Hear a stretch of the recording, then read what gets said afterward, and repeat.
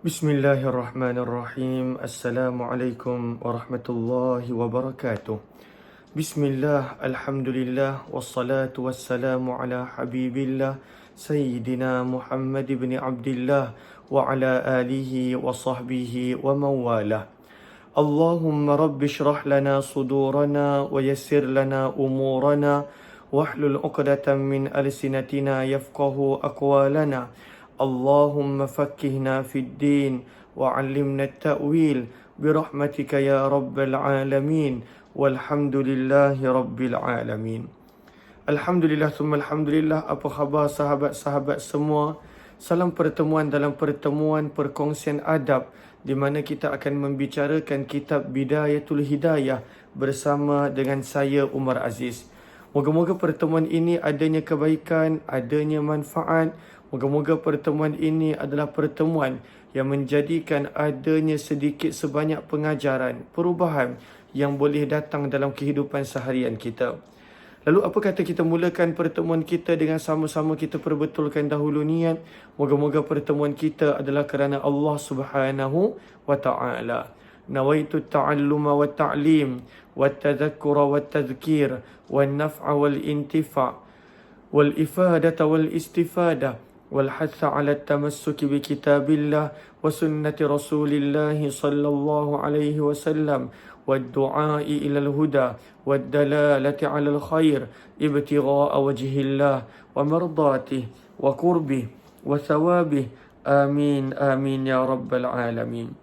Ahlan kepada sahabat-sahabat yang baru join. Lalu mohon jasa sahabat-sahabat untuk bantu share, kongsi, sebarluaskan tak rakan-rakan yang lain. Moga-moga lebih ramai yang beroleh manfaat insya-Allah. Hari ini pada kitab Bidayatul Hidayah yang kebanyakan daripada sahabat-sahabat dah ada, namun kalaulah yang belum ada dan ingin untuk menjadikan sebagai rujukan, boleh sahaja tekan link yang ada di ruang komen. Kita tiba pada muka surat yang ke-85. Tajuknya adalah adab-adab menjadi imam dan adab-adab menjadi makmum. Lalu imam dan makmum menjadi apa? Ringkasannya adab-adab sembahyang berjemaah. Apakah adab-adab ketika mana kita nak solat berjemaah yang perlu kita ambil berat, yang kadang-kala kita terlepas pandang? Maka kata Imam Ghazali, yang pertama sebaik-baiknya bagi seorang imam itu bahawa dia ringkaskan solat dia. Lalu janganlah dia terlalu panjang, membaca surah yang panjang, rukuk terlalu panjang, sujud pada waktu itu sampai 11 kali subhana rabbiyal a'la dan sebagainya. Kena ringkas. Kenapa?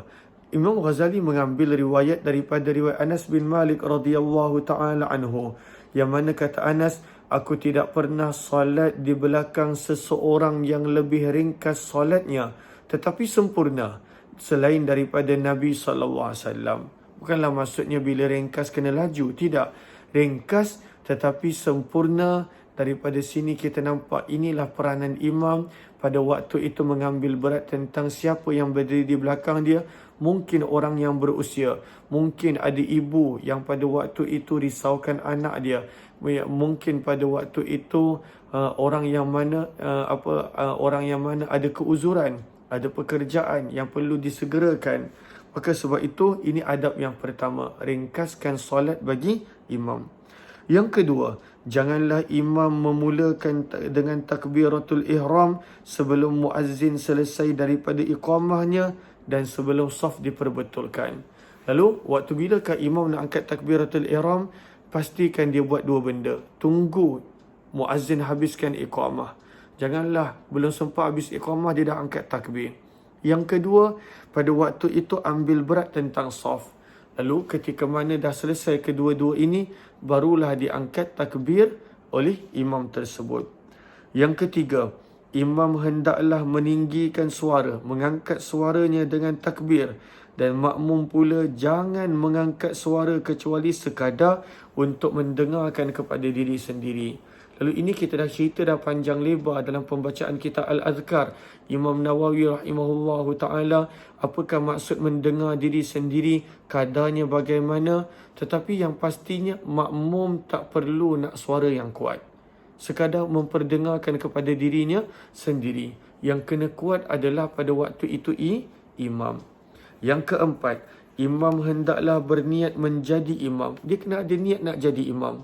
Kalau tidak, rugi, dia tak dapat pahala. Adakah batal solat berjemaah pada waktu itu ketika mana imam tidak niat imam? Maka pada waktu itu disebut imam hendaklah berniat menjadi imam supaya imam boleh mendapat pahala jemaah. Jikalau imam tidak berniat menjadi imam tetapi makmum di belakang dia niat mengikut imam, maka sah sembahyang, sah, tak batal. Imam contohnya dia tak niat jadi imam, maka dia dapat pahala solat sendiri. Walaupun begitu, makmum yang belakang dia niat jadi makmum, lalu makmum dapat pahala berjemaah. Okey. Dan sah juga sembahyang imam tetapi tidak mendapat pahala jemaah. Itu ringkasan dia. Lalu sebab itu kalau kita perasan, kalau kita solat dekat RNR ataupun tempat yang mana terbuka, pada waktu itu kita nampak ada orang yang dah dalam solat, maka pada waktu itu sunat kita maklumkan dia yang kita nak menjadi makmum dia, sama ada dengan kuatkan suara. Kalaulah orang dulu, dia sentuh sedikit bahu supaya orang depan tu tahu dan dia boleh niat menjadi imam. Kalau tidak, kesian dia.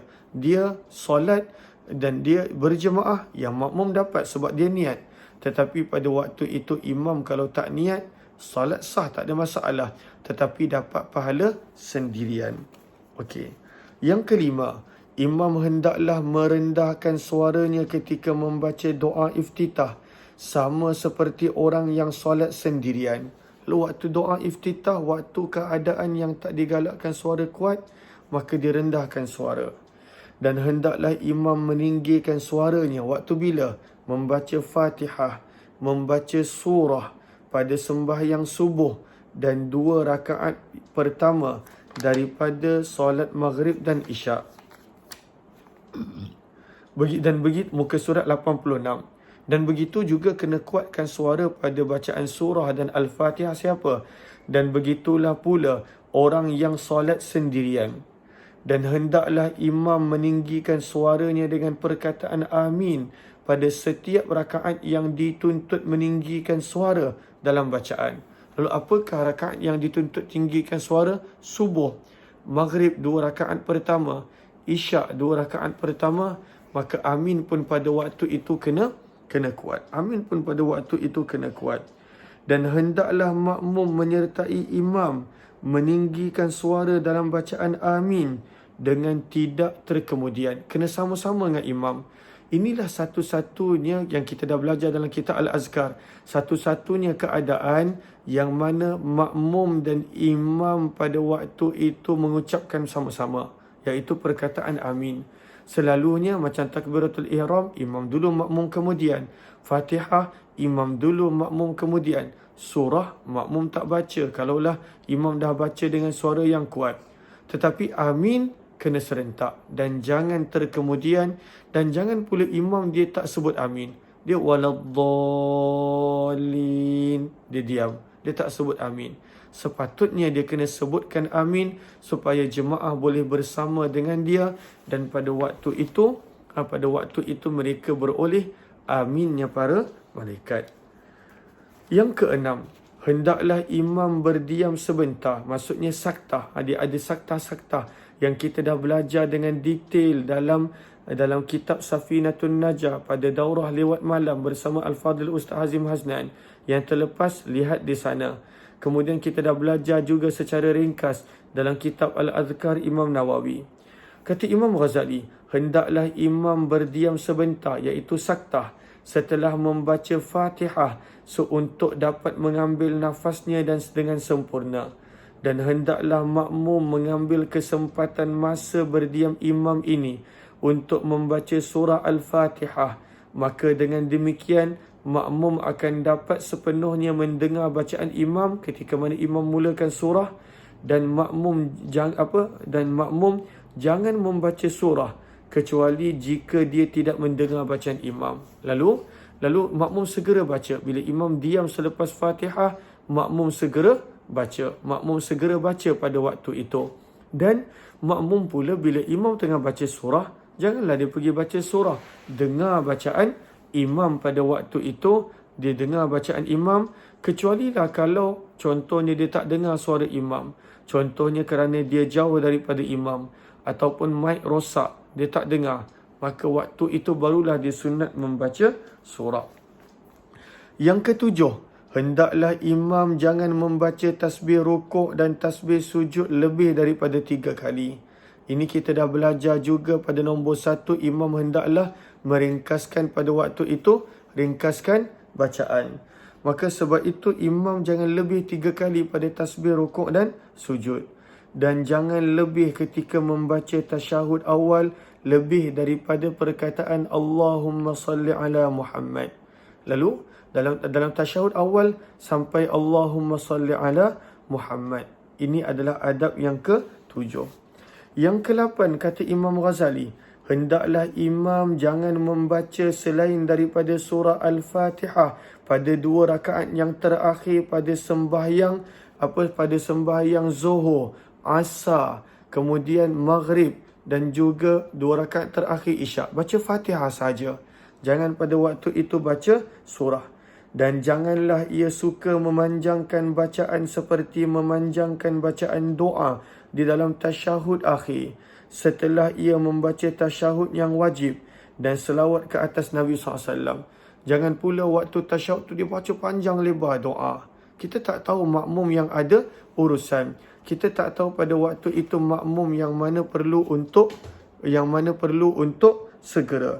Maka sebab itu hendaklah kita pada waktu itu sebagai imam baca yang bacaan yang wajib jangan ditinggalkan, bacaan yang perlu jangan ditinggalkan, tapi elakkan daripada terlalu memanjangkan. Maka ini adalah yang ke-8. Yang ke-9 kata Imam Ghazali dalam adab berjemaah, hendaklah imam berniat ketika memberi salam itu mengucapkan salam kepada ahli jemaah, dan juga ahli jemaah berniat dengan salam mereka itu untuk menjawab akan salam imam. Sekadar niat saja. Lalu Assalamualaikum warahmatullahi, dia niat untuk jemaah yang berada di belakang dia. Assalamualaikum warahmatullahi. Makmum pula dia pada waktu itu niat untuk menjawab salam imam. Muka surat 87. Mohon sahabat catatkan muka surat 87 supaya memudahkan mereka yang join kemudian untuk tahu kita berada di mana. Kata Imam Ghazali, adab yang ke-10 berjemaah adalah hendaklah imam duduk sebentar setelah selesai daripada salam. Duduk dulu. Janganlah lepas habis salam pada waktu itu dia terus bergerak. Dia duduk dulu setelah selesai daripada salam. Dan hendaklah dia menghadap kepada makmum dengan muka dia. Pada waktu itu dia menghadap dengan, contohnya, sekarang dia dah habis salam, makmum kat belakang, dia pusing keseluruhan badan dia dan muka dia menghadap jemaah. Muka dia pada waktu itu menghadap jemaah. Dan jangan menoleh ke kiri ataupun kanan. Maksudnya sekadar separuh, tidak. Keseluruhan badan dia menghadap jemaah. Dan jika ada jemaah perempuan di kalangan makmum, maka hendaklah mereka bangkit lebih awal. Okey. Sebentar, anak saya menangis. Sebentar.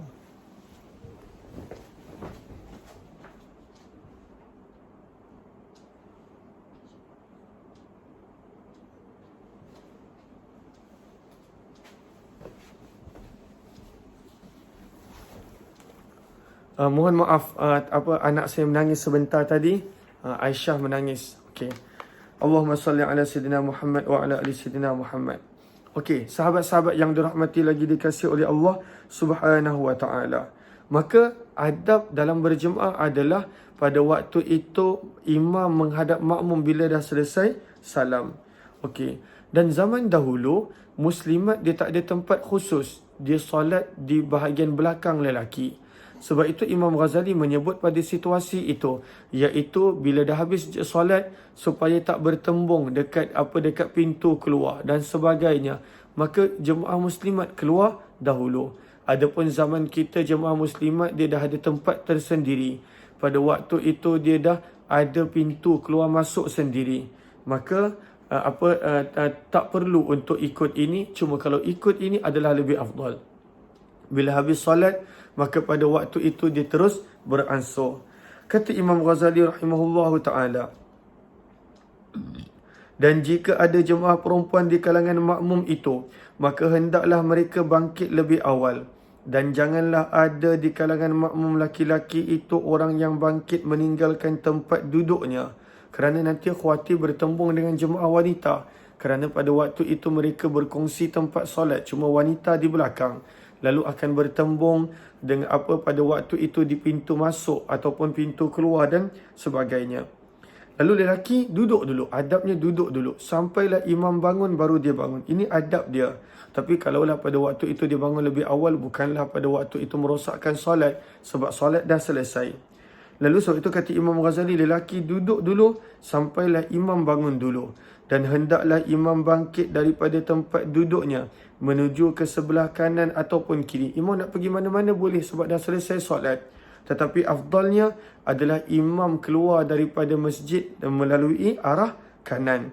Itu adalah lebih afdal. Yang ke-11, janganlah imam mengkhususkan dirinya dengan doa ketika membaca doa kunut dalam sembahyang. Ini pun kita akan belajar dalam kitab Al-Adhkar, kemungkinan hari ini ataupun esok.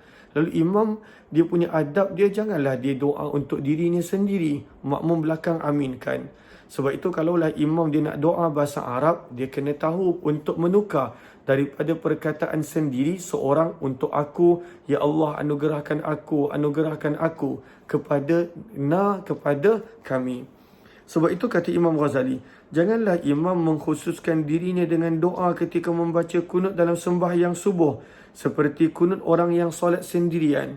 Lalu macam mana contohnya? Dia baca Allahumma hdini wa'afini wa tawallani wa barikli. Itu semua untuk diri dia.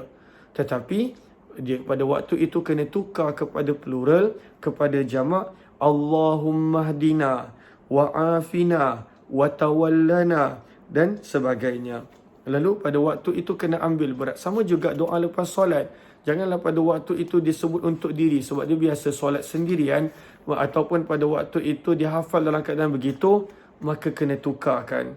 Nanti dalam kitab Al-Adhkar, Imam Nawawi bawakan riwayat yang mana Nabi SAW tegur kepada orang yang pada waktu itu doa untuk dirinya sahaja.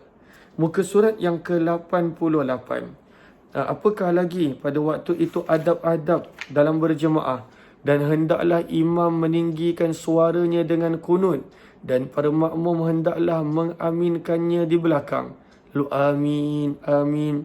Dan janganlah mereka mengangkat tangan ketika berkunut, kerana perkara itu tidak sabit datang daripada perbuatan Nabi SAW. Ini pandangan terpencil Imam Ghazali. Imam Ghazali punya pandangan waktu kunut tak ada angkat tangan. Sekadar bacaan Allahumma hdina fi man hadait. Makmum pun tak angkat tangan belakang. Amin. Wa'afina fi man afait. Amin. Wa tawallana fi man tawallait. Amin. Itu pandangan Imam Ghazali. Sebab itu Syekh Fahmi Zamzam menulis nota kaki pada nombor 9, pendapat Imam Al-Ghazali dalam masalah ini adalah dhaif, lemah pendapatnya. Pendapat majoriti para ulama, terutamanya mazhab Syafi'i, adalah sunat mengangkat tangan ketika membaca kunut. Lalu ini satu masalah yang Imam Ghazali berbeza pendapat dengan jumhur ataupun majoriti para ulama. Seterusnya, kemudian para makmum dan imam hendaklah menerus bacaan sendiri-sendiri lafaz kunut hingga ke akhirnya. Lalu pada waktu itu pandangan Imam Ghazali adalah daripada perkataan fa innaka taqdi sampai habis, waktu itu imam dengan makmum baca sendiri-sendiri. Dan ini yang kita biasa dengar, yang kita biasa nampak daripada kalangan jemaah-jemaah, kita dia baca sendiri-sendiri. Tetapi yang muktamadnya, yang afdalnya dalam mazhab Syafi'i adalah yang ini pun imam baca yang dengan kuat suara sampai habis.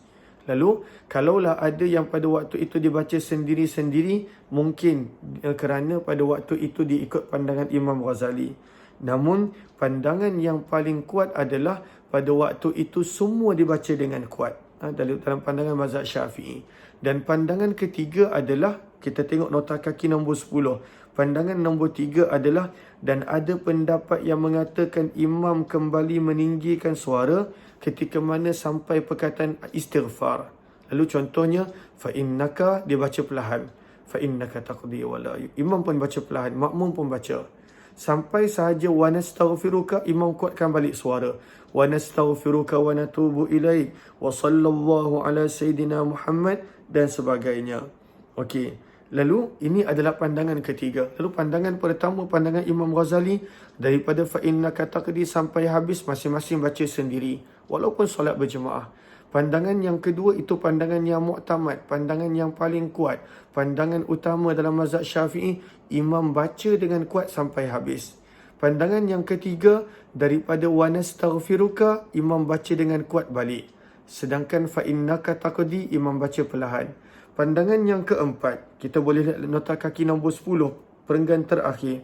Dan ada pandangan yang mengatakan imam hanya kembali kuatkan suara pada selawat sahaja. Wa sallallahu ala sayyidina Muhammad. Lalu ini 4 pandangan berkenaan tentang waktu bila imam baca perlahan ataupun kuat, tetapi pendapat yang muktamad dalam mazhab Syafi'i yang diberikan fatwa adalah pendapat dibaca keseluruhan doa kunut dengan suara yang kuat oleh imam. Lalu imam baca dengan suara yang kuat, tak ada nak perlahan pada mana-mana perkataan. Okey. Yang ke-12, apakah adab yang ke-12 dalam berjemaah? Walaupun ianya tak membatalkan solat, minta maaf. Dan janganlah makmum berdiri sendirian di belakang saf. Contohnya dia datang lewat, lalu dia solat sendiri. Tetapi hendaklah dia masuk ke dalam saf atau dia menarik seorang makmum yang ada di depan untuk bersama dengannya di saf baru. Itu cara dia. Lalu pada waktu itu dia masuk ke dalam saf depan. Kalau ada ruang, janganlah dia tak ada ruang dia tolak-tolak juga. Jangan, boleh jadi gaduh. Ataupun dia tarik orang yang depan untuk join dekat belakang. Tapi ini masalah ni ada syarat-syarat dia. Kerana tak semua orang tahu. Nanti orang jadi marah. Kenapa kita nak tarik dia? Dan ada yang lagi nakal, maka pada waktu itu dia tarik orang depan untuk join dekat belakang. Dan orang depan ni faham. Maka orang depan tu pun undur. Bila orang depan tu undur, dia masuk dalam saf. Ini yang tak bagus. Ini adalah yang tak bagus. Orang tu undur, dia masuk ke dalam saf. Ini adalah zaman sebelum COVID dan sebagainya, saf rapat-rapat. Sekarang ni memang banyak ruang di antara kedua saf. Okey. Yang ke-13, janganlah makmum itu mendahului imamnya pada perbuatan ataupun menyamainya. Dalam mazhab Syafi'i, makmum kena lepas imam. Minta maaf. Sebab itu kata Imam Ghazali, adab berjemaah, janganlah makmum mendahului imam ataupun menyamai imam. Bahkan hendaklah dia terkemudian daripada imam. Pandangan mazhab Syafi'i berbeza contohnya dengan mazhab Imam Abu Hanifah. Mazhab Imam Abu Hanifah, mereka sunat untuk pada waktu itu takbir Allah pergerakan sekali. Imam rokok sekali dengan imam, sujud sekali dengan imam. Tetapi kita adalah terkemudian. Okey, maka janganlah makmum rokok sebelum imam sampai kepada batas rokok. Imam rokok dulu, baru makmum rokok. Imam dah sujud, dah sampai kepala sentuh lantai, barulah makmum sujud. Ini adalah adab berjemaah. Imam dah bagi salam habis, barulah kita bagi salam. Imam dah sampai atas, barulah kita naik untuk berdiri. Okey, adab-adab hari Jumaat kata Imam Nawawi rahimahullahu ta'ala. Lalu kita masuk hari Jumaat, kita dah selesai solat berjemaah, kita masuk pula pada adab-adab hari Jumaat. Kata Imam Ghazali, ketahuilah olehmu bahawa hari Jumaat itu adalah hari raya bagi orang Islam, penghulu segala hari. Iaitu hari yang mulia yang telah dikhususkan oleh Allah kepada umat Nabi SAW. Umat-umat yang terdahulu, orang Yahudi mendapat hari Sabtu, orang Nasrani mendapat kelebihan hari Ahad, dan umat baginda Nabi mendapat kelebihan hari Jumaat. Dan pada hari itu ada satu saat yang mustajab doa. Nanti kita akan baca nanti. Lalu mustajab doa. Lalu sebab itu kena banyak berdoa pada hari Jumaat. Moga-moga kita bertemu dengan waktu mustajab tersebut. Okey. tiada membetuli. Maksudnya tak ada orang yang doa pada waktu itu kecuali Allah akan memberi apa sahaja yang dia minta. Sebab itu kata Imam Ghazali, macam mana kita nak dapat waktu tu? Kata Imam Ghazali, maka bersiaplah engkau menghadapi hari Jumaat mulai daripada petang Khamis lagi. Buat persiapan jubahnya, pakaiannya, apa minyak wanginya, bersihkan dirinya, apa pendekkan misai, buang bulu-bulu yang tak sepatutnya, semua bersihkan. Lalu mula daripada petang Khamis lagi, kata Imam Ghazali. Supaya nanti bila dah tiba hari Jumaat, kita tak sibuk nak mula bersihkan, baru nak potong kuku dan sebagainya. Waktu itu kita dah sibukkan diri untuk ibadah. Sebab itu kata Imam Ghazali, maka hendaklah engkau membersihkan pakaianmu, memperbanyak mengucap tasbih dan istighfar, mulai daripada petang hari Khamis lagi. Kerana masa itu sudah menyamai kelebihan hari Jumaat. Petang Khamis dah menjadi sebahagian daripada Jumaat daripada sudut kelebihan dan pahala. Kata Imam Ghazali, dan berniatlah engkau untuk berpuasa pada hari Jumaat, tetapi puasa itu hendaklah disertakan dengan Khamis ataupun Sabtu. Lalu kalau boleh puasa lagi afdal. Tapi tak boleh puasa Jumaat sahaja, makruh. Lalu puasalah Jumaat dengan Sabtu ataupun Jumaat dengan Khamis, kata Imam Ghazali. Kerana ada larangan dalam hadis bagi mengkhususkan puasa pada hari Jumaat sahaja. Kata Imam Ghazali, apabila engkau berada di pagi Jumaat, hendaklah engkau mandi, kerana mandi hari Jumaat itu adalah satu hukum yang muakkadah, sunat muakkadah. Lalu mandi pada hari Jumaat. Niat dengan mandi Jumaat. Lalu hukumnya adalah sunat muakkadah atas setiap orang yang baligh, iaitu orang yang diwajibkan solat Jumaat. Adapun orang yang pada waktu itu tidak solat Jumaat kerana sakit ataupun wanita ataupun hamba, tak wajib, maka pada waktu itu tidaklah sunat